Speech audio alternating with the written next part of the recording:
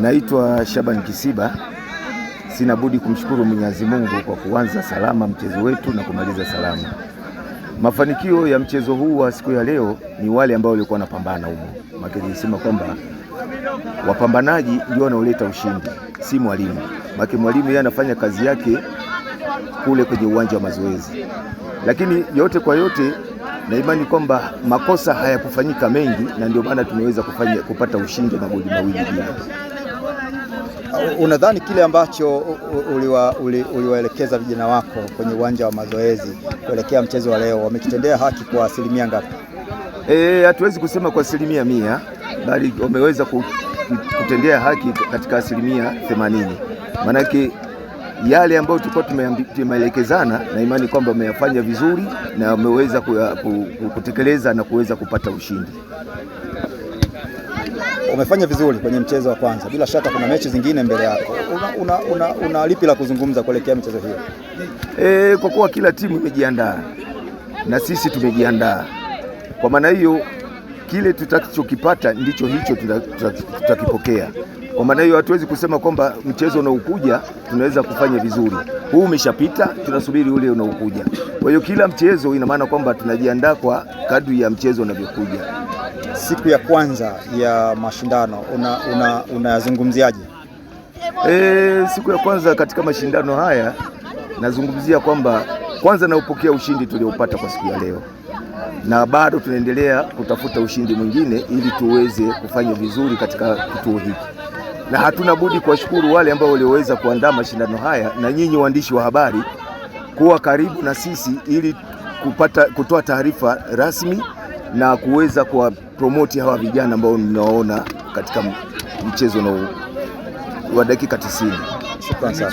Unacheza na nani coach? Mechi ijayo sijajua, maanake ratiba bado haijatoka. Kwa hiyo itakapotoka basi tutafahamishana. Shukrani wako. Asante. Kwa majina anaitwa Selemani Asmani, ni captain ya timu ya Ushirika Sport Club. Tunamshukuru Mungu tumeweza kumaliza mchezo huu salama. Tunategemea sisi tujipange katika mchezo mwingine.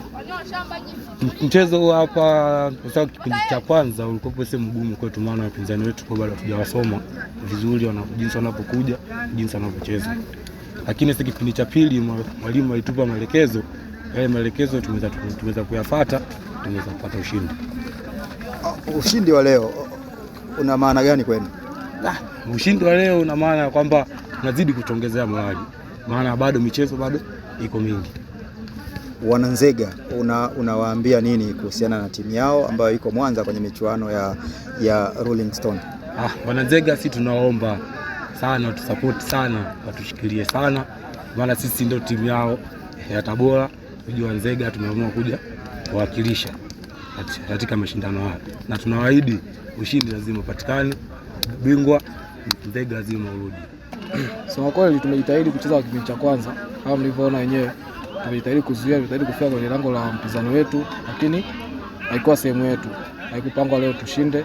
Wenzetu wamejitahidi, nafasi tulizokosa sisi wenyewe wameenda kuzitumia. Makosa tuliofanya pale nyuma kwa upande wetu wa kushoto kusababisha na penalti yamewasaidia magoli, ila tunaamini bado, sababu ndio kwanza mechi ya kwanza, tunaamini bado tunaendelea kujitahidi kwa mechi zingine, bado hujakata tamaa, na bado tunaitaka hii. Pia kuzingatia kuna wachezaji wetu wengi sana bado hawajafika. Hao waliofika ndio wanaonyesha, na maana tulikuwa tuko wachache, mchezaji wetu mmoja kaumia, lakini tumecheza nusu hivyo. Lakini bado tutaendelea kumsikiliza mwalimu wetu kwa ajili ya mechi zijazo. Timu mwenyeji imepoteza mchezo wa kwanza.